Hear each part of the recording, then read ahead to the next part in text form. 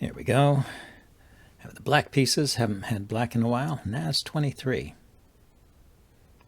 Okay. Your turn, Nas. D4. Let's go for a Nimzo.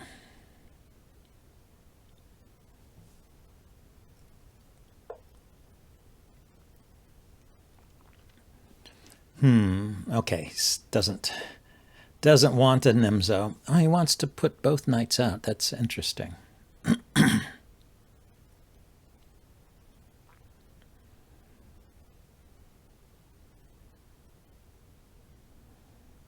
So if I play c5 here and he takes, I don't have that queen check to pick the pawn up. So I will start with e6, but maybe let's get the bishop outside the pawn chain first. He's going to play instantly, so he's going for a quick attack on c7. Say the knight could come here.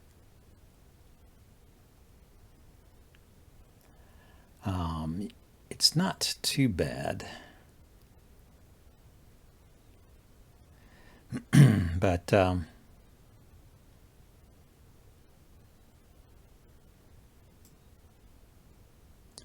let's stop the knight from playing that. And then we'll play bishop to d6 here.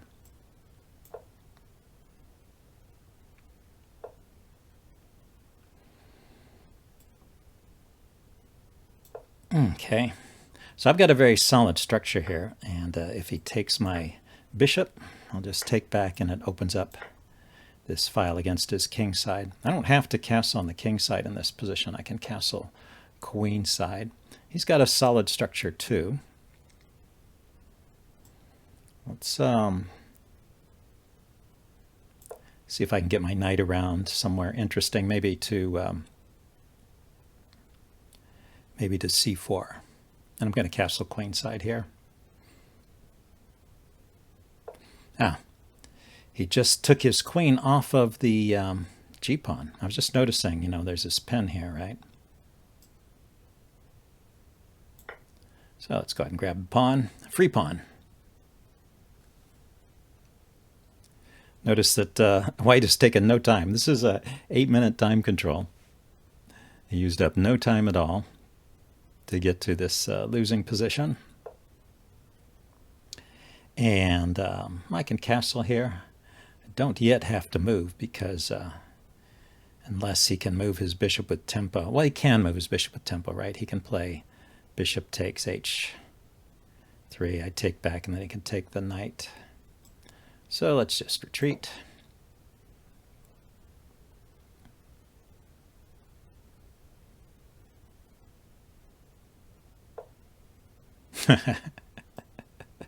Yeah, just straight ahead with the pawns. He doesn't care.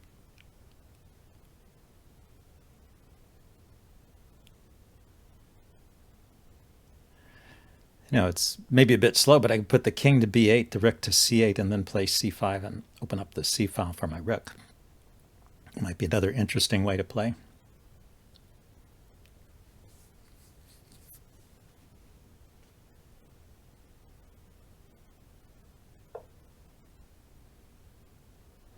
Okay, where is his bishop going? I can come here, here, here. Not too many places.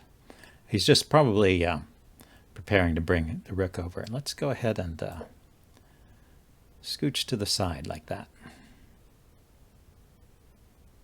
I kind of like this c-file plan.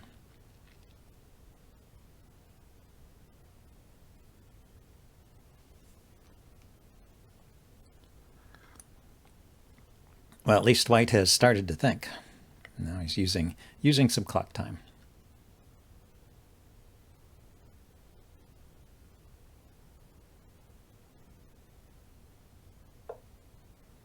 Yeah, does the same thing. So knight b6 first.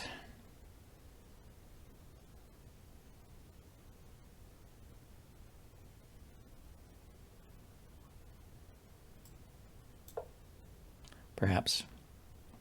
Hard to say. Or I could have played the pawn first, but I was noticing queen and rook here. He's got a pin. Say if I played C, if I had played C5 and he had taken, I took with the knight, then there is this pin along this, on the D pawn here, along this file.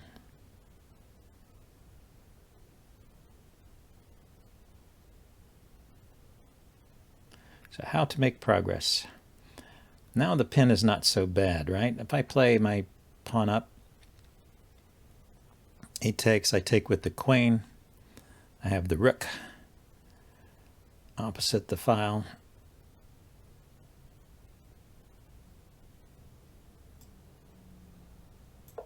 Yeah, let's go with this.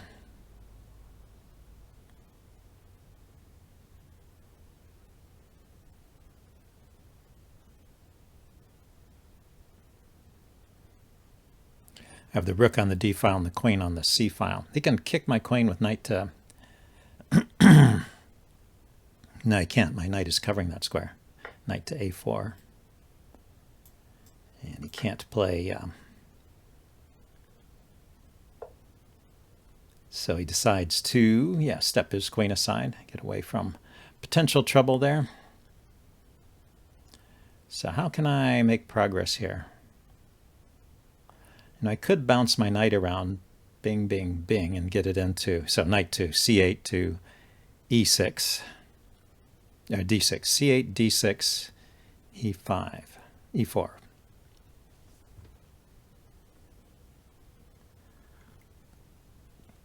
He might just sacrifice over here. That would be typical of this style of play.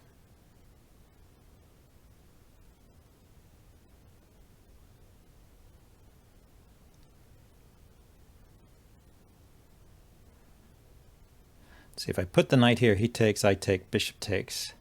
How about if I just double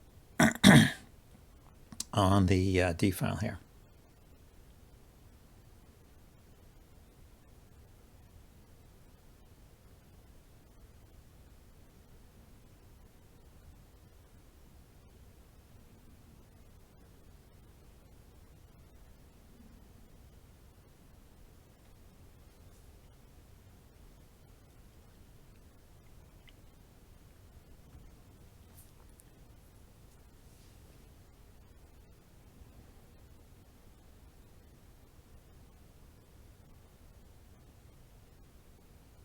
That also serves to protect. So if he does decide to sacrifice, I can give up the bishop for these two pawns in front of my king and get his queen over here, but then I can bring the rook over to chase it away. So it also served a defensive purpose there.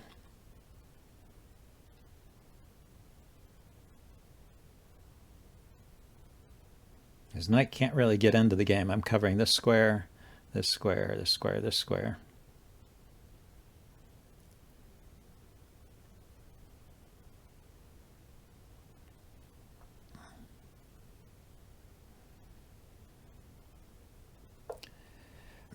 So maybe after doubling, I should just push the pawn forward, or push it forward here. So I push. He takes. I take. It's not, doesn't seem to be doing a whole lot.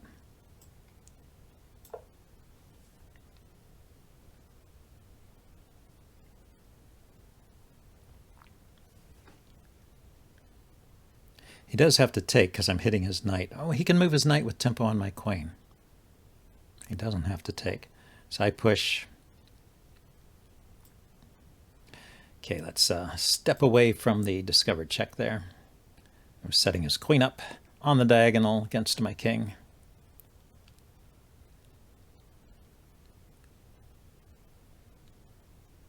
So now I have a tempo move with the knight if I ever need it. Knight to H5 hits the queen.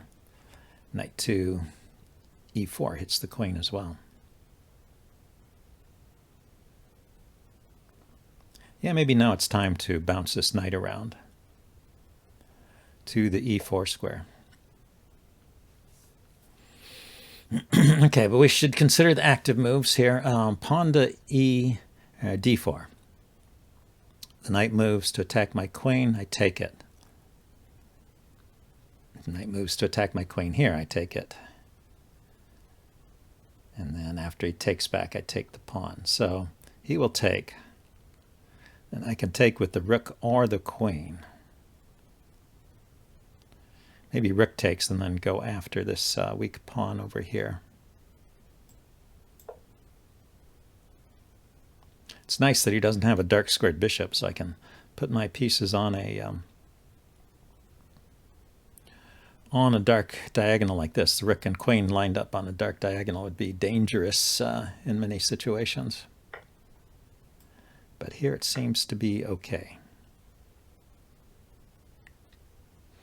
And this bishop is effectively pinned, right? Because I can... no, it's not. The knight's defending the rook.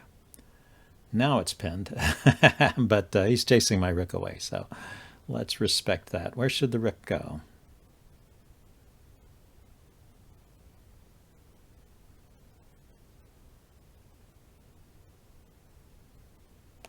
Kind of wanted to keep it on this file here. I mean, this rank.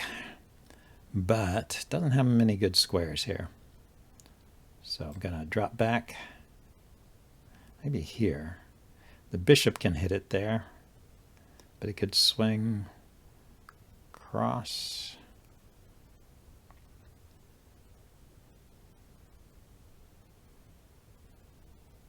Well, the bishop is still pinned for the moment. So the bishop can't harass it. The knight covers that square too.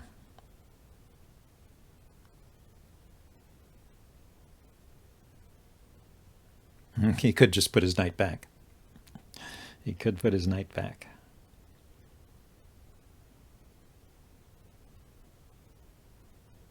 Here's an idea. Rook here, then rook takes bishop.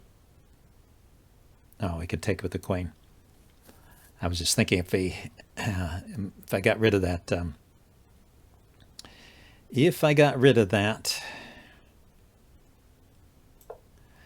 bishop and I was lined up over here, then this c2 pawn would be undefended. However, he could take back with the queen defending the pawn. So how do I harass his bishop? Maybe knight here.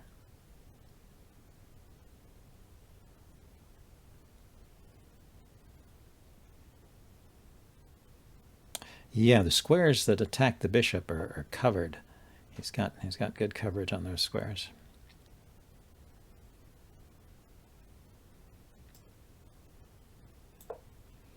Let's bring the knight to the center.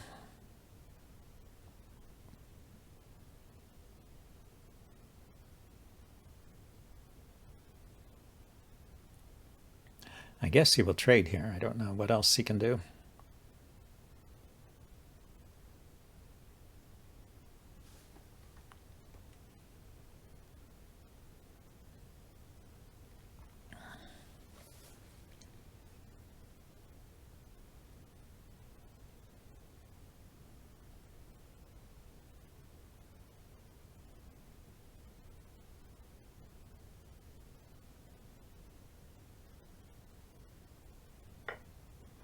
Yep, I didn't see anything else. I could put my queen somewhere to attack this pawn, maybe here.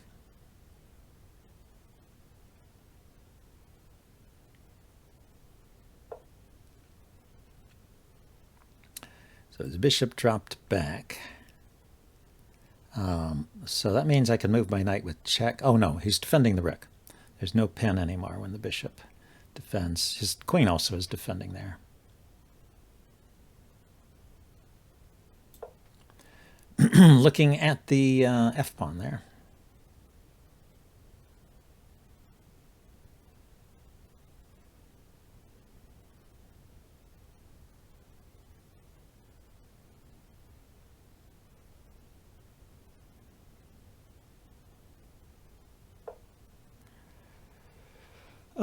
So he didn't defend it.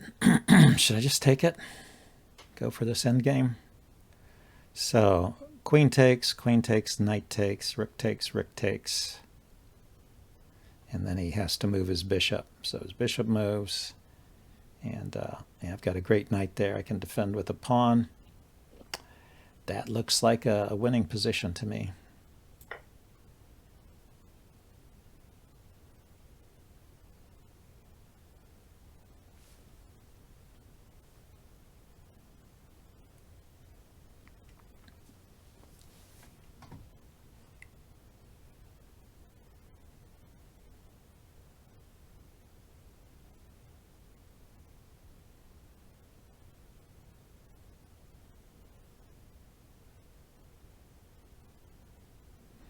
So, well, he could try rook takes knight. Queen takes queen. And he plays rook takes rook. But then I take his bishop. And he plays rook takes rook with check. Well, that would actually be pretty good. Well, it'd be queen versus 2 rooks, wouldn't it? I'd still have the extra pawns. Okay, well, now I've got a fork here. I should probably use it, even though...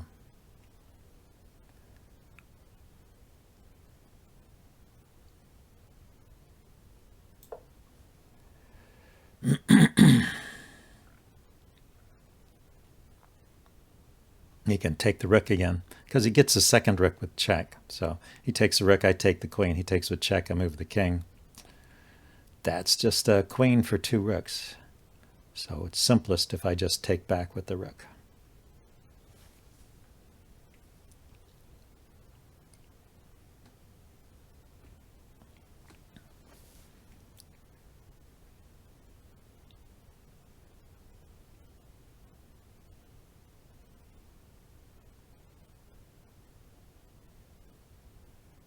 And then he has to move his queen somewhere.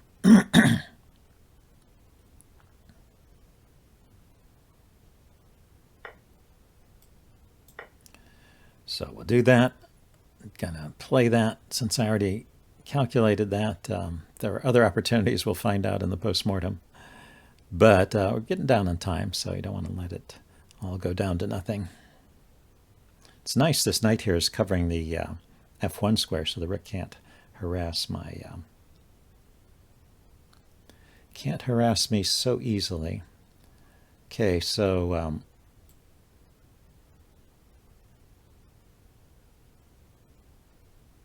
queen here. I'm looking at the c2 pawn again. Yeah, he can do that. So if I take, he takes, I go there with check. The king moves. There's nothing great there, is there?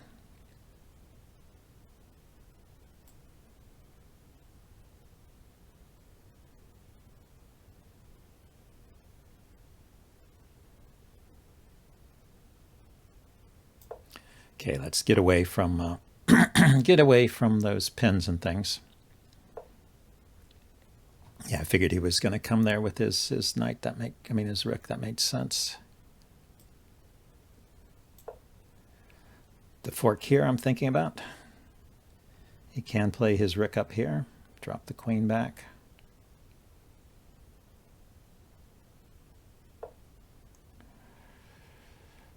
So he's kind of tempting me to play that, but actually I need to... once again, I need to take a moment to get away from pins and things.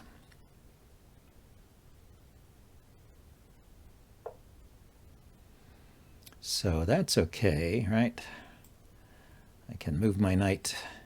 Let's line up like this, because I've got this point defended. If he wants to trade out, we'll just be in an endgame where I'm a couple pawns up. So he goes there. Yeah, my plan was to come here, trying to chase the bishop off of this diagonal. Okay. Let's take with check.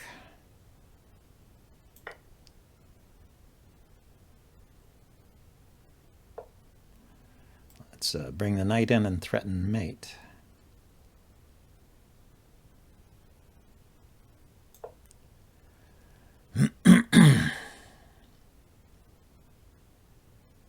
He has to defend with the rook, I guess. Then what can I do here?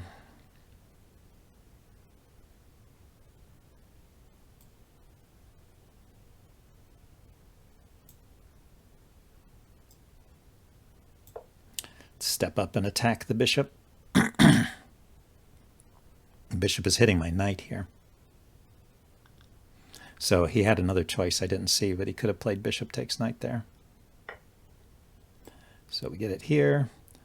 So now we're just down to queen and rook, and I'm 1, 2, 3, 4 versus 1, 2, 3, 4, 5, 5 versus 3. So it's I stayed a pawn up in spite of my play. It was a little bit shaky there, actually.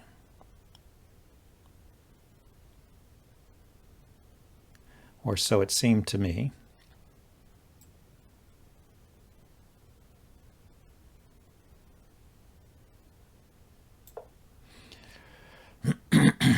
Just gonna push these pawns forward now.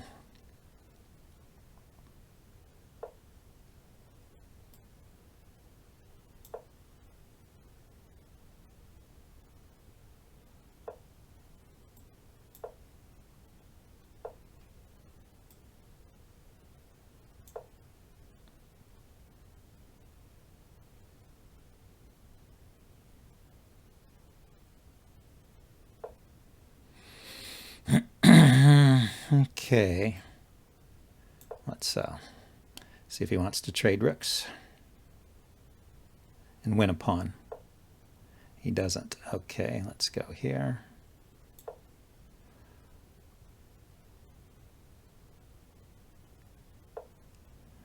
Yeah, so he pins the pawn again.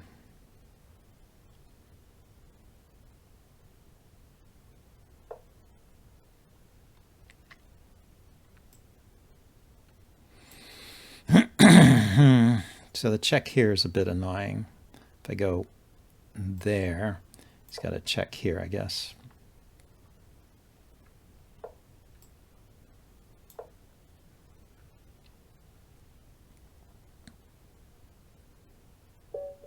Okay, finally ran out of time. So I think I would have eventually found a way to win that one, but I'm happy to take it as a time win.